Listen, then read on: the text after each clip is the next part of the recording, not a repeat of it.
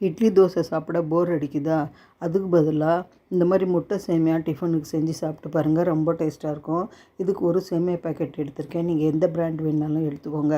1.5 spoon இஞ்சி பூண்டு paste, ஒரு பெரிய வெங்காயம் பொடியாக கட் பண்ணி வச்சுருக்கேன், 2 தக்காளி, 2 பச்சை மிளகாய், கொஞ்சமாக கேப்சிகம் சின்ன பீஸ் எடுத்திருக்கேன்.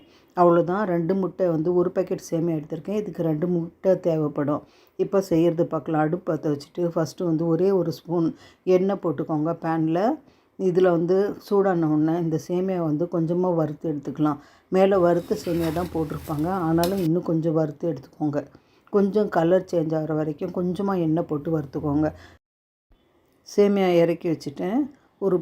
அடுப்பில் ஒரு பாத்திரம் வச்சுட்டு ஒரு 4 கரண்டி எண்ணெய் போட்டுக்கோங்க. எண்ணெய் சூடான உடனே கட் பண்ணி வச்சுருக்கிற வெங்காயம், பச்சை மிளகாய் போட்டு கொஞ்சமாக கண்ணாடி பதத்துக்கு வதக்கிக்கோங்க. ரொம்ப கலர் சேஞ்ச் ஆகணுன்ட்டு இல்லை, கண்ணாடி பதத்துக்கு வதக்குனா போதும். பாருங்கள், அதிலே தக்காளியும் போட்டு நல்லா வதக்கிக்கிறேன். இஞ்சி பூண்டு பேஸ்ட்டு கூட நான் போட்டுக்கிறேன். நல்லா கலந்து விட்டு நல்லா மசிய வர வரைக்கும் நல்லா வதக்கிக்கோங்க. இதுக்கு கொஞ்சமாக உப்பு போட்டுக்கலாம். பாருங்கள், நல்லா கலந்து விட்டுக்கோங்க. இதுக்கு 1 ஸ்பூன் மல்லித்தூள், தேவைக்கு மிளகாத்தூள் போட்டுக்கோங்க. நான் 1/2 ஸ்பூன் அளவுக்கு மிளகாத்தூள் போட்டுக்கிறேன். கொஞ்சமாக கலர் கொடுக்கறதுக்காக மஞ்சத்தூள் போட்டுக்கிறேன், ஒரு 1/4 ஸ்பூன் அளவுக்கு. இதை நல்லா கலந்து விட்டு நல்லா மசிய வதக்கிக்கோங்க. எண்ணெய் நல்லா பிரிஞ்சு வரணும், அது வரைக்கும் நல்லா வதக்கிட்டு இந்த சேமியாவுக்கு தேவையான அளவு தண்ணி போட்டுக்கலாம். நான் 1 பேக்கெட் சேமியா எடுத்திருக்கேன். இதுக்கு பாருங்கள், 2 டம்ளர் அளவுக்கு தண்ணி எடுத்துக்கிறேன். நீங்கள் உங்களுக்கு கணக்கு தெரியலனா சேமியா வளர்ந்துட்டு டபுள் மடங்கு தண்ணி போட்டுக்கோங்க. பாருங்கள், இது கரம் மசாலா 1 ஸ்பூன் அளவுக்கு போட்டுக்கிறேன். உப்பு உங்கள் டேஸ்ட்டுக்கு செக் பண்ணி போட்டுக்கோங்க. கொஞ்சம் கேப்சிகம் பொடியாக கட் பண்ணிவிட்டேன்.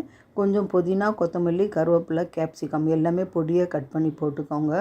தண்ணி இந்த மசாலா தண்ணி நல்லா கொதித்து வரும்போது வறுத்து வச்ச சேமியாவை போட்டுக்கலாம். பாருங்கள், சேமியா போட்டு நல்லா மிக்ஸ் பண்ணி விட்டுக்கோங்க. ஒரு கொதி நல்லா வரட்டும். இப்போ இதுக்கு மசாலா மேகி மேஜிக் மசாலா வச்சுருக்கேன். இது போடுறதால ரொம்ப டேஸ்ட்டாக இருக்கும். இது 1 ஸ்பூன் அளவுக்கு நம்ம போட்டுக்கலாம். நல்லா கலந்து விட்டுக்கோங்க. இப்போ முட்டை கடைசியாக உடச்சி ஒரு கப்பில் போட்டு அப்படியே மேலாக்க போட்டுருங்க. கலந்து விடாதீங்க.